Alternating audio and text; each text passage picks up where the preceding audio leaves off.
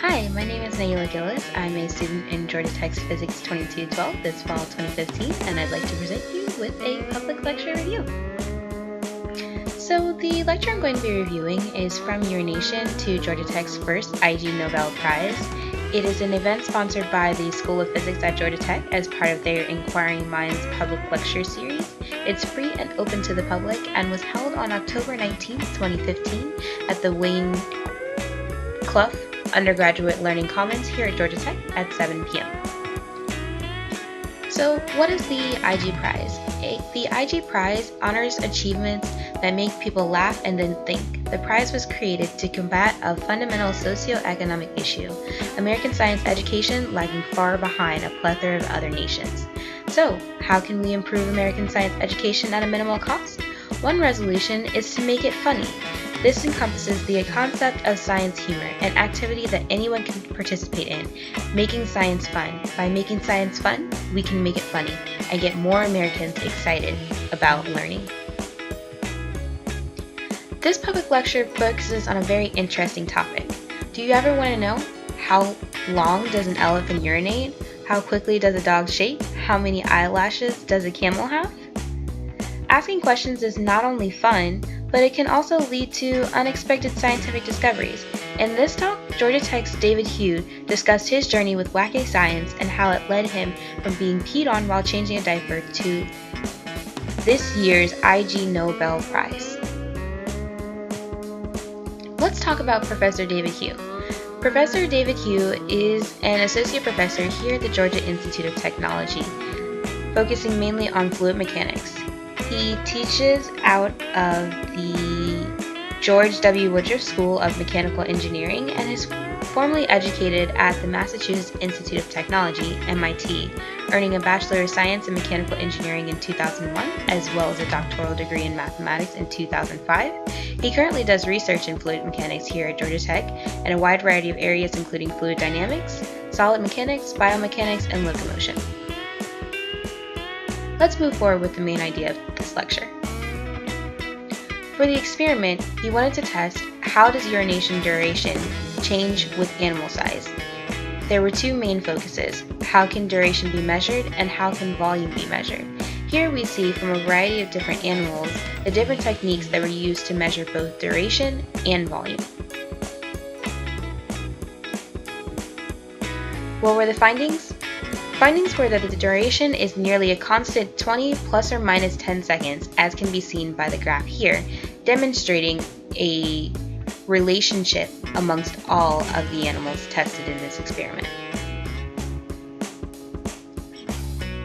He also found that the urinary system has constant proportions, which are evident in the aspect ratio relating the length, volume, and diameter of the bladder, as can be seen in the image to the right. He applied Torricelli's law, or a law that relates the speed of fluid flowing out of an opening to the height of the fluid above the opening in order to create T, or law of urination. The law of urination relates the cross-sectional area and a faster flow speed, allowing for the constant proportions that have the constant ratio of duration of urination. How did Dr. Hugh apply fluid mechanics, and how can we take that away from his public lecture? Let's take a look. Let's focus on a concept he mentioned in his lecture called Reynolds number. What is Reynolds number? In fluid mechanics, Reynolds number is a dimensionless number that gives a measure of the ratio of inertial forces to viscous forces or for given flow conditions. The Reynolds number is an important parameter that describes whether flow conditions lead to laminar or turbulent flow.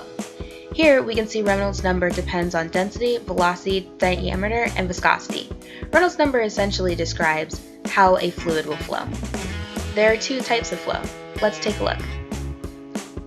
There's laminar and there's turbulent flow.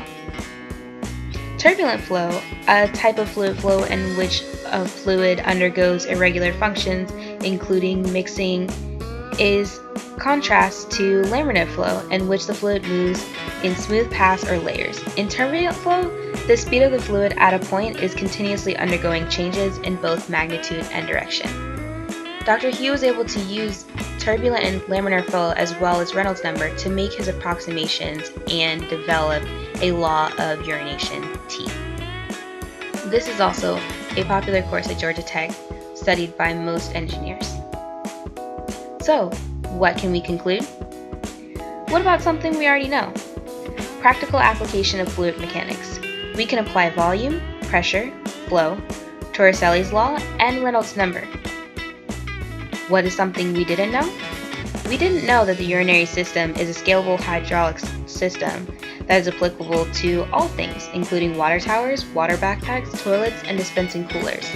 It allows us to create a constant relationship where we can estimate the duration of urination. Why is this interesting? Who would have thought that a poodle and an elephant can both take the same time to tinkle?